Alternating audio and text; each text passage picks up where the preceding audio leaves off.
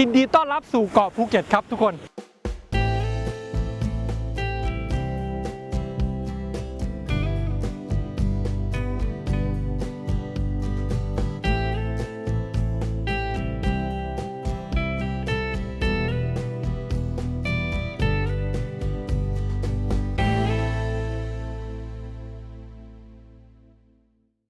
ตอนนี้ภูเก็ตเปลี่ยนไปเยอะมากครับจากแต่เดิมเป็นเกาะที่มีนักท่องเที่ยวต่างชาตินิยมชมชอบอยู่แล้ว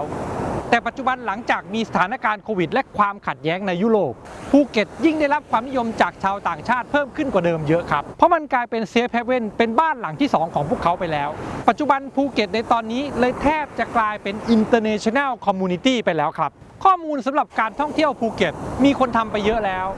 ในคลิปนี้ผมก็เลยจะพาทุกคนมาเจาะลึกข้อมูลของภูเก็ตในรูปแบบของการซื้อที่อยู่อาศัยแบบจริงจังกันบ้างครับแต่ก่อนอื่นขอเริ่มที่เส้นทางการ access เข้าเกาะภูเก็ตกันก่อนครับ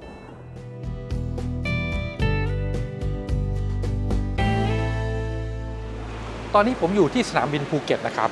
ซึ่งสนามบินภูเก็ตเนี่ยถือว่าเป็น International Airport ที่รองรับสายการบินได้จากแทบจะทั่วโลกครับสนามบินภูเก็ตเนี่ยถือว่าเป็นหนึ่งในหัวใจสำคัญที่ทำให้ภูเก็ตเจริญได้ในระดับนี้ครับตัวสนามบินภูเก็ตเนี่ยมันรองรับเครื่องบินเช่าเหมาลำและ private jet ได้ด้วยครับ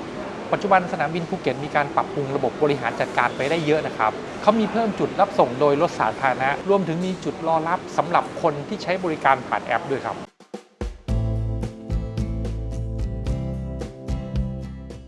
สะพานข้ามเกาะหรือสะพานสารสินคือสิ่งสำคัญที่ทำให้การเดินทางมาภูเก็ตง่ายมากครับก็แค่ขับรถเองสะพานทำให้รถก่อสร้างหรือการขนของชิ้นใหญ่เข้าเกาะได้โดยไม่ต้องใช้เรือต้นทุนก่อสร้างมันแทบจะเทียบเท่ากับแผ่นดินใหญ่เลยเมืองภูเก็ตก็เลยขยายได้ง่ายนี่เป็นข้อได้เปรียบอย่างมากเมื่อเทียบกับเกาะอื่นครับเกาะภูเก็ตเป็นเกาะเดียวในประเทศไทยที่มีคอนโดมิเนียมเกิดขึ้นมากมายแทบจะไม่ต่างจากกรุงเทพเลยครับแถมคอนโดมิเนียมที่ขายในภูเก็ตยังสามารถทำราคาได้ไม่ถึง2 ล้านบาทก็มีก็เพราะตัวสะพานเชื่อมเกาะนี่แหละครับการเข้าเกาะรูปแบบสุดท้ายคือเรือครับภูเก็ตมีมารีน่ามาตรฐานระดับโลกทำให้ภูเก็ตสามารถรองรับคนต่างชาติที่มีเรือยอชต์ได้คนกลุ่มนี้มีข้อดีอย่างหนึ่งที่สำคัญมากคือเขามีกำลังซื้อครับภูเก็ตก็เลยสามารถพัฒนาอสังหาระดับลักชัวรี่ได้ซึ่งในประเทศไทยมันมีอยู่แค่กรุงเทพสมุยพัทยาและภูเก็ตเท่านั้นแหละที่ทำอสังหาระดับนี้ได้ครับ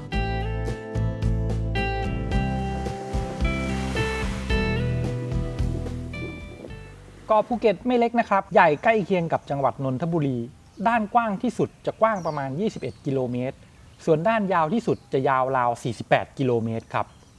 คนบนเกาะถ้านับประชากรชาวภูเก็ตแท้ๆคือประมาณ 430,000 คนแต่ถ้ารวมคนต่างถิ่นที่เข้ามาทำงานและนักท่องเที่ยวในช่วงเวลานั้นๆด้วยก็เกินล้านแน่ๆล่ะครับเฉพาะปี2566ที่ภูเก็ตเพิ่งฟื้นจากโควิดไม่นานก็มีนักท่องเที่ยวเข้ามาทั้งปีราว10 ล้านคนละสร้างรายได้จากการท่องเที่ยวราว300,000 ล้านบาทหมุนเวียนในเกาะทำให้ภูเก็ตเนี่ยเป็นหนึ่งในเขตที่มีเศรษฐกิจดีมากเป็นรองแค่กรุงเทพเท่านั้นแหละ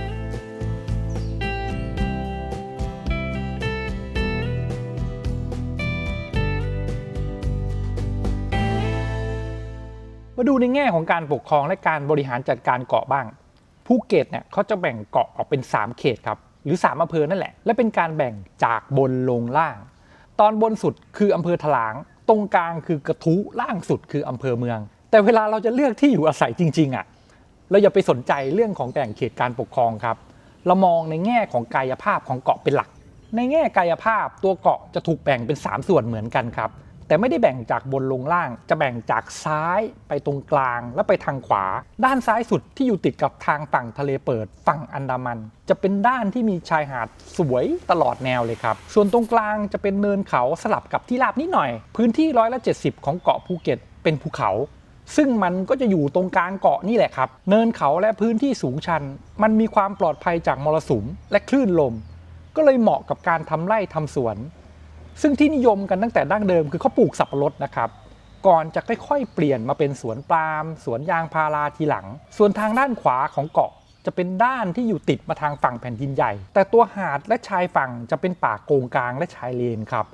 มันจะไม่สวยเท่ากับฝั่งตะวันตกพื้นที่ทางฝั่งตะวันออกเนี้ยมันจะเป็นที่ราบก็เลยเป็นเขตที่อยู่อาศัยแต่ดั้งเดิมครับเป็นชุมชนชาวประมงและพัฒนาต่อมาเป็นตัวเมืองภูเก็ตในปัจจุบันนี้ครับ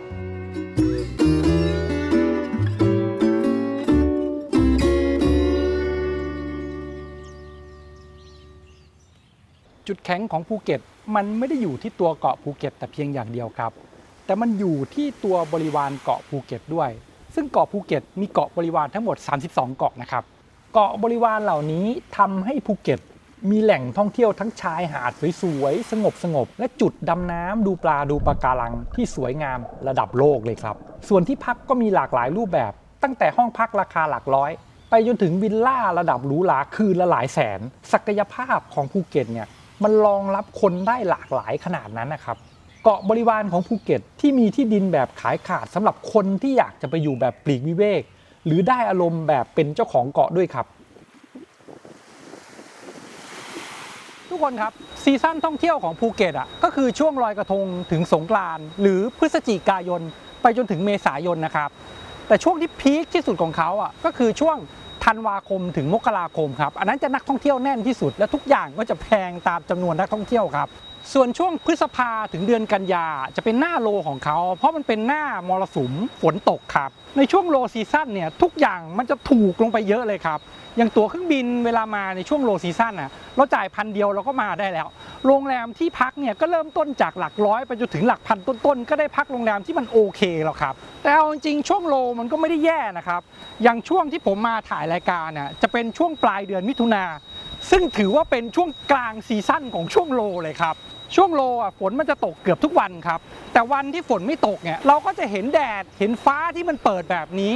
ทะเลก็จะไม่ได้ขุ่นก็จะใสเหมาะกับการเล่นน้ำซึ่งเวลามาหน้าโลแล้วเจอสภาพอากาศแบบนี้ถือว่าเป็นโบนัสเลยครับเพราะทุกอย่างมันจะถูกไปหมดนักท่องเที่ยวก็จะน้อยในขณะที่สภาพของตัวเกาะมันก็จะเป็นบรรยากาศเหมือนในช่วงหน้าร้อนเลยครับข้อเสียของช่วงโลก็คือเราทำนายไม่ได้ว่าวันไหนฝนจะตกฝนจะไม่ตกและในบางเกาะที่เป็นเกาะบริวารที่อยู่ใกล้ๆมันอาจจะปิดไม่ได้เปิดให้เราเข้าไปดูครับสำหรับนักท่องเที่ยวคนไทยหรือชาวต่างชาติที่แค่อยากจะเปลี่ยนบรรยากาศมาภูเก็ตมานอนเล่นเดินดูนู่นดูนี่หาของกินที่มันเป็นโลคอลการมาช่วงหน้าโลนี่ถือว่าไม่ได้แย่เลยครับแล้ววันไหนเราเจอฟ้าใสๆแดดดีๆแบบนี้ก็ถือเป็นโบนัสเลยครับ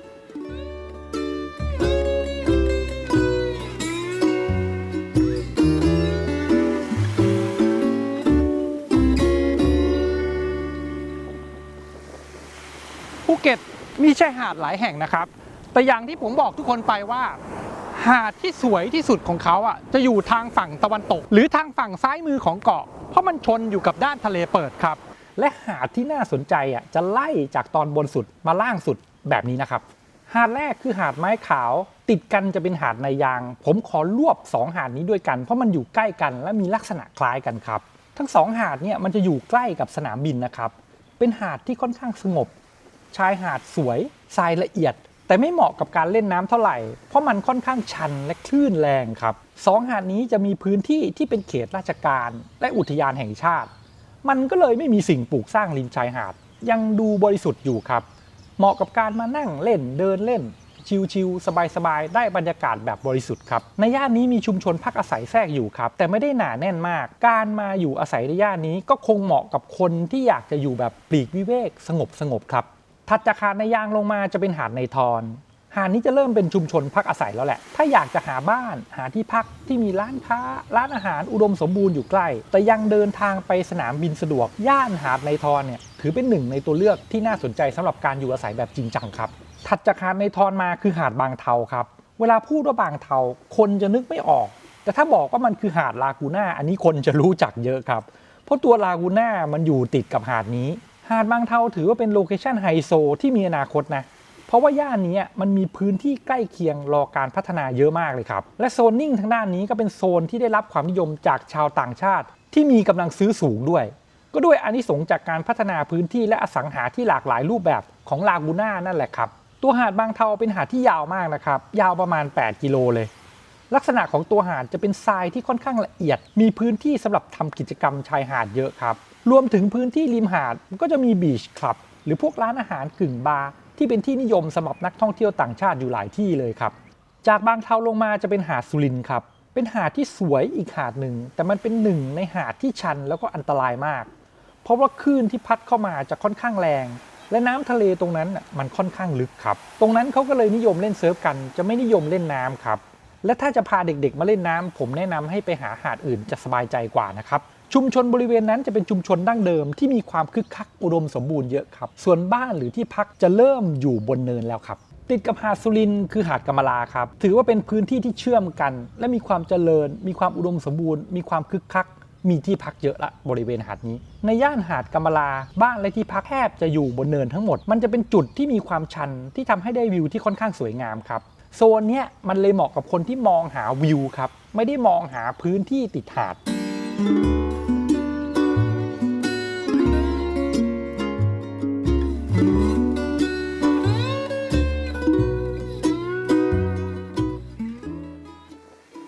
หาดป่าตองเนี่ยถือว่าเป็นหาดชื่อดังที่สุดในภูเก็ตนะครับถือว่าเป็นศูนย์รวมอารยธรรมแทบจะทุกสิ่งทุกอย่างของภูเก็ตจะรวมอยู่ที่หาดนี้เลยครับทำไมผมถึงพูดแบบนี้เพราะว่ามันมีกิจกรรมทั้งกลางวันและกลางคืนครับตอนกลางวันเนี่ยหาดนี้มันจะมีกิจกรรมทางน้ำเยอะมากครับรวมถึงกิจกรรมที่จะมาใช้งานบนหาดด้วยทั้งเล่นเจ็ตสกีล่มล่อนบานาน่าโบ๊ททุกสิ่งที่เป็นความบันเทิงทางน้ำที่เขานิยมกันนั่นแหละครับส่วนตอนกลางคืนก็คงไม่ต้องพูดถึงนะครับตอนกลางคืนเนี่ยป่าตองจะคึกคักมากครับเพราะว่าจะมีร้านอาหารผับบาร์สถานบันเทิงยามค่ำคืนอยู่ที่ย่านป่าตองนี่เรียกว่าเยอะที่สุดละครับมันไม่เหมาะกับคนที่ชอบอยู่แบบสงบนะครับแต่มันจะเหมาะกับคนที่ชอบกิจกรรมบันเทิงทั้งกลางวันและกลางคืนครับถ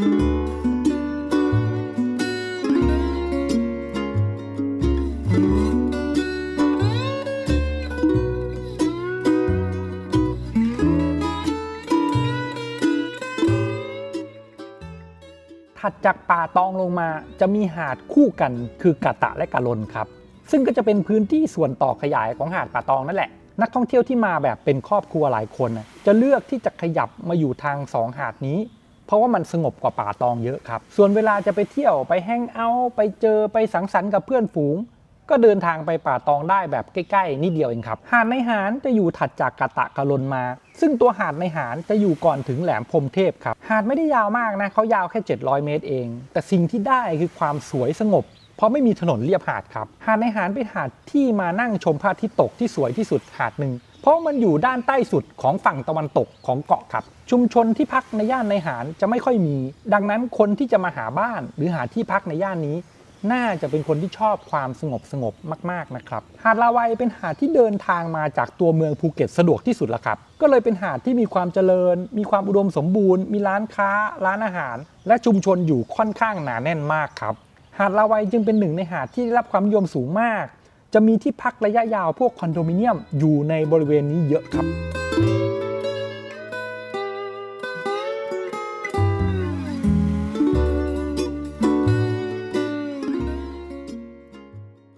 ที่ภูเก็ตมันจะมีหาดเล็กๆที่เข้าถึงยากเพราะมีแนวโขดหินกั้นบ้างไม่มีถนนเข้าถึงบ้างหรือมีโรงแรมรีสอร์ทขวางทางเข้าออกอยู่บ้างหาดพวกนี้ถือว่าเป็นหาดลับที่ไม่ได้มีชื่อเสียงโด่งดังนะครับแต่หลายคนนิยมมาเที่ยวกันเพราะว่ามันมีความเป็นส่วนตัวสูงครับหาดลับที่ผมอยากจะพาทุกคนมาดูในคลิปนี้คือบานาน่าบีชครับ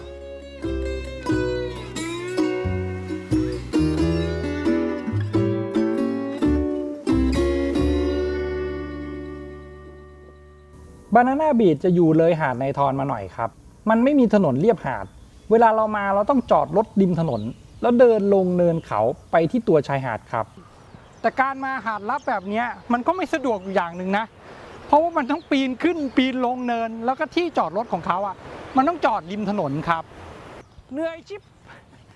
เขาบิดเล่า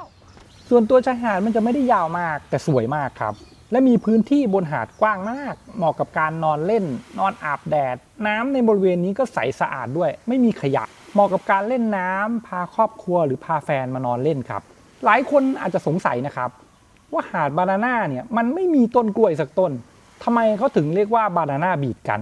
ผมรีเสิร์ชมาแล้วครับแล้วมันก็มีอยู่2ทฤษฎีที่เป็นเรื่องเล่าที่เข้าหูผมที่อยากจะเอามาถ่ายทอดให้ทุกคนฟังครับเรื่องแรกเขาเล่ากันว่าเมื่อหลาย10 ปีก่อนตั้งแต่บัวขาวยังไม่ดังครับแกแอบมาฝึกฝีมือที่นี่เพราะมันเป็นพื้นที่ที่สงบเงียบไม่ค่อยมีคนมาตอนยุคนั้นบริเวณริมหาดมันมีต้นกล้วยขึ้นเต็มไปหมดเลยครับก็เลยเป็นที่มาของบานาน่าบีชแต่บัวขาวซ้อมเตะต้นกล้วยตายทุกวันจนทุกวันนี้เราก็เลยไม่เห็นต้นกล้วยสักต้นเลยครับซึ่งผมว่าเรื่องนี้มันดูค่อนข้างจะเชื่อยากนิดนึงเนอะเรื่องที่2ความที่ชายหาดบานาน่ามันเป็นพื้นที่ปิดที่เข้าถึงได้ยาก สมัยก่อนก็เลยมีฝรั่งนิยมมานอนอาบแดดแบบไม่ใส่อะไรเลยครับเวลาชาวเรือประมงนั่งเรือผ่านหาดนี้ทุกวันก็จะมองเห็นฝรั่งนอนชีเปลือยอาบแดดอยู่เต็มหาดเขาก็เลยเรียกติดปากว่าหาดกล้วยฝรั่งครับ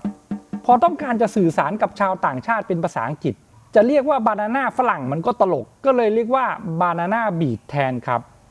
ซึ่งอันนี้ผมเองก็ไม่แน่ใจเหมือนกันนะว่ามันเป็นเรื่องจริงหรือเปล่า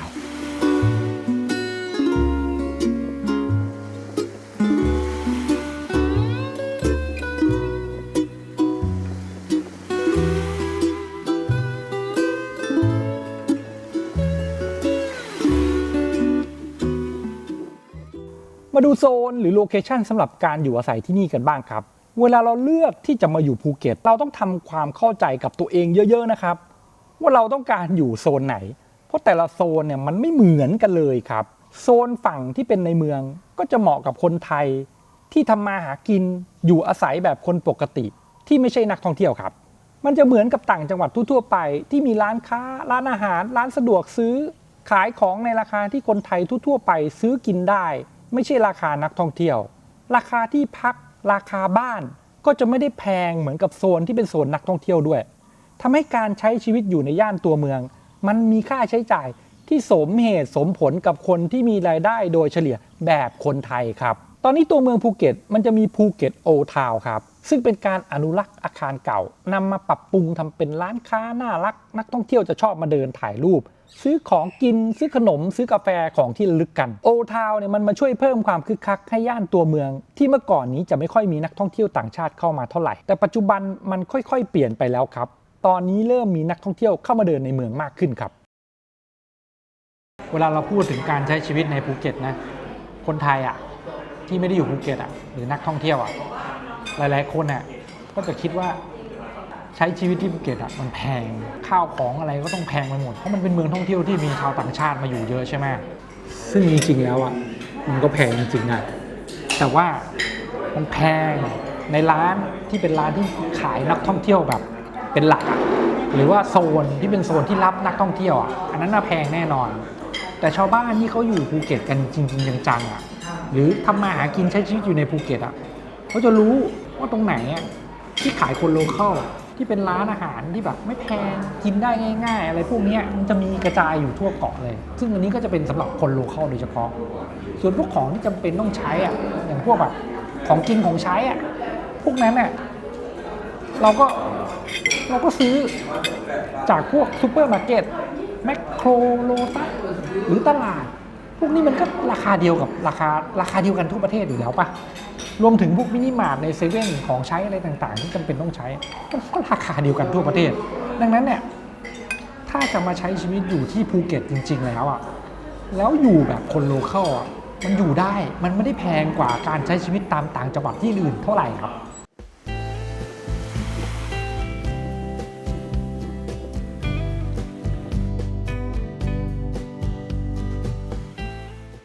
ส่วนถ้าเราอยากจะอยู่แบบอารมณ์นักท่องเที่ยวก็เลือกฝั่งโซนตะวันตกที่มีหาดสวยๆได้เลยครับซึ่งแต่ละหาดมันจะมีบรรยากาศที่แตกต่างกันอย่างที่ผมเล่าให้ฟังไปแล้วนั่นแหละถ้าคึกคักชอบกิจกรรมกลางคืนก็ไปอยู่ป่าตองอยู่กะตะกะลนหรือลาวัยได้ครับถ้าชอบความสงบก็เลือกไปอยู่ทางฝั่งในยางหรือในหาดได้ส่วนย่านที่ไฮโซหน่อยมีคอมมูนิตี้มอลล์มีร้านอาหารดีๆมีร้านกาแฟสวยๆก็จะเป็นย่านบางเทาครับย่านนี้จะมีวิลล่าและคอนโดดีๆขึ้นให้เราเลือกเยอะครับ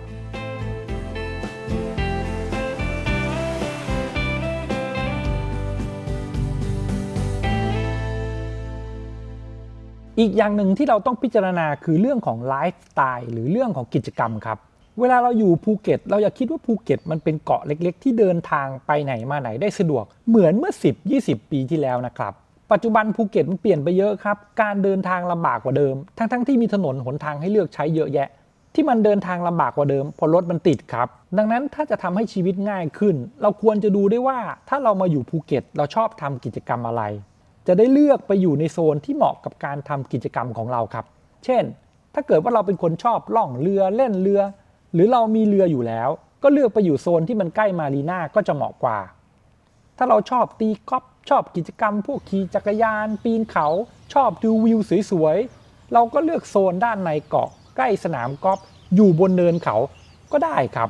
แต่ถ้าเราชอบความสะดวกสบายในการหาร้านอาหารดีๆร้านกาแฟดีๆช้อปปิ้งซื้อของแล้วก็ไม่ได้อะไรมากกับการที่ต้องไปแช่น้ำทะเลทุกวันเราก็ไม่จำเป็นต้องไปอยู่ในโซนที่อยู่ติดหาดครับเลือกอยู่ด้านในของเกาะที่มันใกล้ห้างใกล้ตลาดใกล้คอมมูนิตี้มอลล์ใกล้แหล่งช้อปปิ้งก็น่าจะสะดวกกว่าเยอะ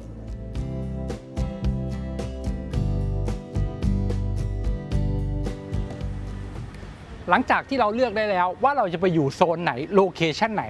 ตอนนี้ก็ถึงเวลาที่เราจะต้องมาเลือกว่าเราจะอยู่บ้านหรืออยู่คอนโดดีครับอสังหาหลักๆที่ทำขายในภูเก็ตในปัจจุบันนี้ก็จะมีอยู่แค่2อย่างนี้แหละครับก็คือคอนโดมิเนียม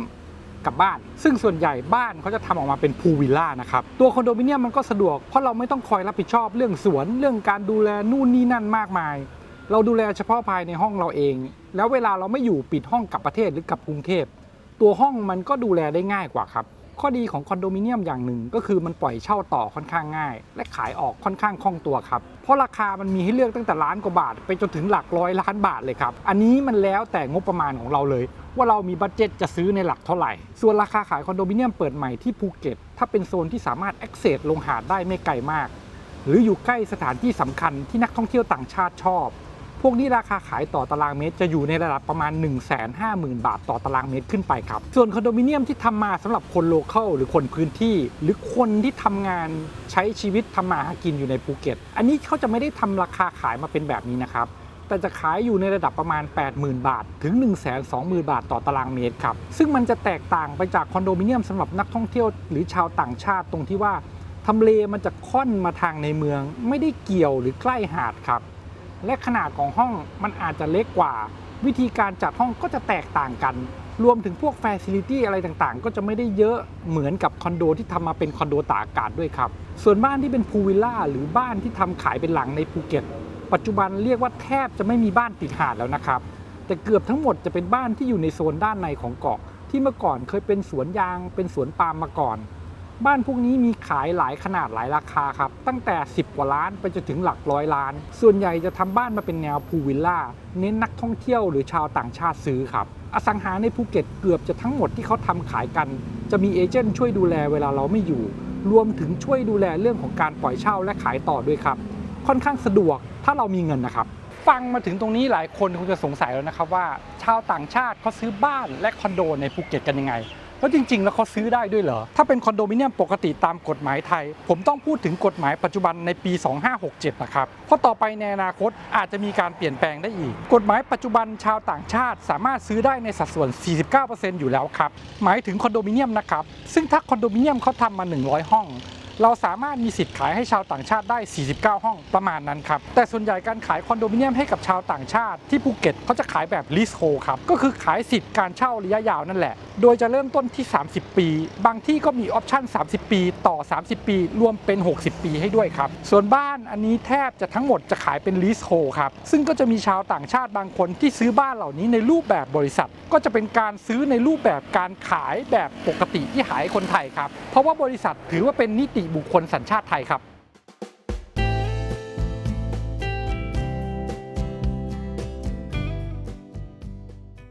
ทุกคนครับ Developer ที่ทำบ้านขายในภูเก็ตจะแตกต่างไปจาก Developer ที่ทำบ้านขายในกรุงเทพนะครับเพราะความชำนาญมันแตกต่างกันครับบ้านที่ภูเก็ตไม่ว่าจะเป็นบ้านหรือคอนโดตลาดหลักมันคือชาวต่างชาติมันคือนักท่องเที่ยวมันคือบ้านตากอากาศที่มีความเฉพาะตัวครับเพราะตลาดของที่นี่ส่วนใหญ่จะเป็นชาวตะวันตกด้วยครับดังนั้นรูปแบบการขายและรูปแบบการพัฒนาโครงการมันจะไม่เหมือนกับ Developer ทั่วๆไปที่ทำบ้านขายคนไทยครับที่นี่ลูกค้าหลักที่เป็นชาวต่างชาติเขาจะไม่ได้รู้จักผู้พัฒนาอสังหาริมทรัพย์ชื่อดังแบบที่คนไทยรู้จักแบรนด์ดังๆที่คนไทยรู้จักกันดีอย่างแสนสิริแลนด์แอนด์เฮาส์พฤกษา AP สุภาลัยชาวต่างชาติเขาอาจจะไม่ได้รู้จักดีแบบคนไทยครับแต่ที่เขารู้จักกันดีจะเป็น local developer ที่เน้นการพัฒนาอสังหาริมทรัพย์ที่ภูเก็ตนี้มายาวนานหลายปีแล้วซึ่งก็จะถนัดในการทำอสังหาในรูปแบบที่แตกต่างกันไปแต่หลักๆจะมี2แบบคือคอนโดมิเนียมกับบ้านเดี่ยวครับ local developer ที่เป็นที่รู้จักในหมู่ผู้ซื้อชาวต่างชาติมายาวนานและประสบความสำเร็จดีมากในการพัฒนาโครงการที่ภูเก็ตและยังแอคทีฟอยู่ในปัจจุบันนี้ ก็จะมีล่มโพ Property ครับเจ้านี้เขาจะทำคอนโดมิเนียมอย่างเดียวภายใต้แบรนด์ชื่อ The Title นะครับอีกเจ้าหนึ่งที่เป็นที่รู้จักดังมากก็คือ Botanica ครับ Botanica จะทำพูลวิลล่าเป็นหลักเพิ่งจะเริ่มเปิดตลาดคอนโดในปีนี้ครับตัว Botanica เขาจะทำบ้านและคอนโดภายใต้แบรนด์ชื่อ Botanica ครับอีกเจ้าที่ยังแอคทีฟอยู่คืออัญชันครับอัญชันเขาจะทำบ้านเดี่ยวเป็นหลักภายใต้แบรนด์อัญชันครับส่วนเจ้าใหญ่สุดที่คนรู้จักกันเยอะที่สุดก็คือลากูน่าครับลากูน่ามีที่ดินในมือมหาศาลทำหลากหลายทั้งบ้านคอนโดรีสอร์ทซึ่งมีทั้งขายและเช่าครับส่วนของลากูน่าเนี่ยเขาจะพัฒนาพื้นที่หลักในย่านบางเทาซึ่งเป็นอาณาจักรที่ดินแปลงใหญ่ของเขาครับส่วนท็อปดีเวลลอปเปอร์เจ้าใหญ่ของไทยอย่างสุภาลัยแลนด์แอนด์เฮาส์และแสนสิริเขาก็มีมาพัฒนาที่ภูเก็ตเยอะนะครับแต่เน้นตลาดคนไทยคนพื้นที่เขาไม่ได้เน้นต่างชาติครับส่วนหน้าใหม่เจ้าอื่นที่จะมาทำที่ภูเก็ตจะสร้างแบรนด์ลำบากหน่อยครับเพราะว่าที่ภูเก็ตเนี่ยมันเคยมี developer หลายเจ้าที่เข้ามาพัฒนาแล้วทำไม่สำเร็จมีโครงการหลายโครงการที่ขายไม่ดีหรือล้มโครงการไปทำให้เอเจนต์และผู้ซื้อเขามีภาพจำที่ไม่ดีครับมันก็เลยเป็นเรื่องยากสำหรับแบรนด์ใหม่ๆที่จะเข้ามาทำตลาดที่นี่ครับเดี๋ยวไว้ถ้าผมมีเวลาผมจะมาทำรีวิวเจาะลึกรายโครงการของที่ภูเก็ตให้ทุกคนได้ดูกันครับ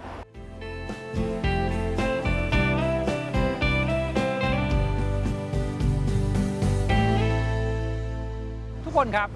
ไม่มีอะไรที่ดีเลิศเพอร์เฟกต์ไปทั้งหมดโดยที่ไม่มีข้อเสียหรอกครับตัวภูเก็ตเองถึงมันจะมีข้อได้เปรียบจากที่อื่นๆและเป็นตลาดอสังหาที่สำคัญในระดับโลกแต่มันก็จะมีข้อเสียหลายอย่างที่ผมต้องเล่าให้ทุกคนฟังก่อนจะตัดสินใจซื้อบ้านที่นี่ครับเรื่องแรกคือการเดินทางครับการเดินทางในภูเก็ตมันไม่ได้มีระบบขนส่งสาธารณะอย่างพวกระบบรางหรือรถบัสที่สะดวกเหมือนหลายๆที่ที่เจริญแล้วดังนั้นการเดินทางที่สะดวกที่สุดในภูเก็ตคือการขับรถครับซึ่งรถที่นี่มันจะมีทั้งคนที่ขับมาจากที่อื่นและคนพื้นที่ที่ใช้รถส่วนตัวรวมถึงนักท่องเที่ยวเวลามาภูเก็ตก็ชอบเช่ารถขับใช้ครับดังนั้นปริมาณรถในภูเก็ตมันเยอะมหาศาลเลยครับซึ่งทำให้เกิดปัญหาตามมาก็คือเรื่องรถติดครับเรื่องรถติดในภูเก็ตถือเป็นปัญหาสำคัญนะครับเวลาเราเดินทางไปไหนต่อไหนถึงแม้จะมีระยะทางใกล้ๆก็ต้องเผื่อเวลาเยอะโดยเฉพาะในช่วงเวลาเย็นครับแต่เรื่องนี้ทางหน่วยงานรัฐเขาเข้ามาดูแลนะครับเพราะกำลังมีแผนงานในการตัดการจราจรรวมถึงการขุดอุโมงค์ทางลอดอะไรต่างๆเพื่ออำนวยความสะดวกในการจราจรให้มันคล่องตัวกว่าเดิมครับ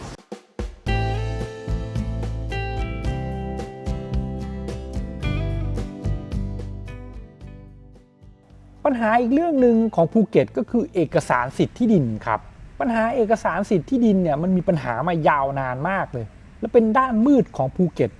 ที่แสดงให้เห็นปัญหาคอร์รัปชันในการบริหารจัดการครับที่ดินที่ภูเก็ตมันมีมูลค่าสูงมากระดับท็อปของประเทศเลยดังนั้นมันก็เลยมีการออกโฉนดที่ไม่ถูกต้องออกเอกสารสิทธิ์ที่สามารถถูกยกเลิกได้เอามาขายกันครับทำให้การซื้ออสังหาริมทรัพย์ที่ภูเก็ตนี้ต้องระมัดระวังและตรวจสอบให้ดีเรื่องนี้ผู้ซื้อสามารถป้องกันความเสี่ยงของตัวเองได้นะโดยการเลือกซื้อจาก developer ที่เขามีเครดิตมีความน่าเชื่อถือไม่ใช่ใครมาจากไหนก็ไม่รู้ครับและชาวต่างชาติเองเวลาจะซื้อต้องซื้อผ่านเอเจนต์ที่เชื่อถือได้ที่ให้บริการอยู่ในภูเก็ตอยู่เยอะแยะหลายเจ้าครับและถ้าเป็นของชิ้นใหญ่มูลค่าสูงก็ควรจะให้ทนายช่วยตรวจสอบความถูกต้องของเอกสารสิทธิ์ให้เรียบร้อยก่อนที่จะตกลงใจซื้อด้วยนะครับ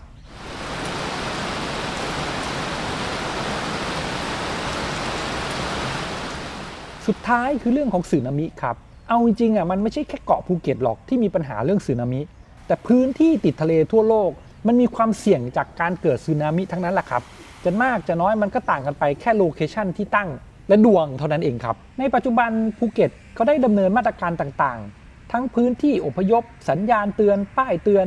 รวมถึงสร้างความรู้ความเข้าใจกับคนในพื้นที่และนักท่องเที่ยวให้รู้เท่าทันการเกิดขึ้นของสึนามิจะได้ป้องกันตัวเองก่อนเกิดเหตุได้ครับส่วนภูเก็ตเองก็มีพื้นที่หลายโซนที่ไม่ได้รับผลกระทบจากตัวสึนามิเช่นพื้นที่บริเวณเชิงเนินเขาสูงหรือพื้นที่ด้านตอนในรวมไปถึงพื้นที่ทางฝั่งขวาหรือฝั่งตะวันออกที่อยู่ติดกับทางด้านแผ่นดินใหญ่ครับ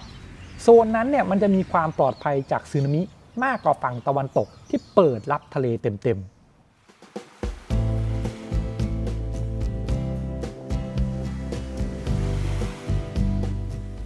และนี่ก็เป็นข้อมูลคร่าวๆเป็นข้อมูลเบื้องต้น